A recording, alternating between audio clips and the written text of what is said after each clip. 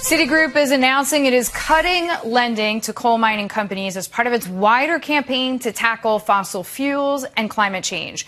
My next guest says that the Obama administration has been unfair to the coal industry and has caused big banks such as Citi to avoid coal and crush his industry. Joining me now on the phone, Murray Energy Corporation founder and CEO Robert Murray. So, Robert, do you really think this is the government's fault, or is this conscious consumerism? No, it's being created by our federal government and those to whom President Obama and his supporters are beholden. There's no question that they have been very effective and that the coal industry is now downtrodden. But I read this Citigroup statement, and it does provide for exceptions. And Deirdre, in any business sector, there are always exceptions to the general views. And the perception of coal is not correct right now. It's a hurting phenomenon relative to coal.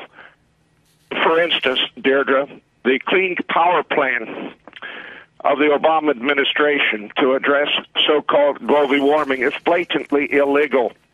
We will overturn that in the courts. That will change the future vision of coal. Although this is not necessarily, Bob, any sort of protected category by law. And I'm going through Citi's notes as well, saying it will continue to lend to responsible coal miners. So in Citigroup's terms, that means those that are socially, environmentally, and fiscally responsible, which I am assuming your company is.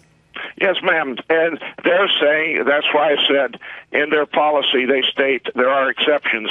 They will not deal with companies that do mountaintop removal. We don't do that. We are responsible. There will be exceptions to their policy here. That is clearly. But it sounds like your company will be an exception. So why are you fighting this so hard if it's not going to affect your employees? Deirdre, I'm an American, and what the Obama administration is doing is destroying reliable, low-cost electricity in America, and our people don't know it. People on fixed incomes are going to get double-digit electric rate increases. People who manufacture a product for the global marketplace are not going to be able to. This reliable, low-cost power grid of our country, and I call it a political power grid, a power grab of the American power grid. It has absolutely nothing to do with the environment. It's being destroyed, and people don't realize this. Unfortunately, Americans don't react until there's a crisis, and what's going to happen here is they're going to freeze in the dark. They are going to freeze in the dark. So to your point, you are defending this because you think it is incorrect, it is wrong against the industry, even though it does not apply to your particular company.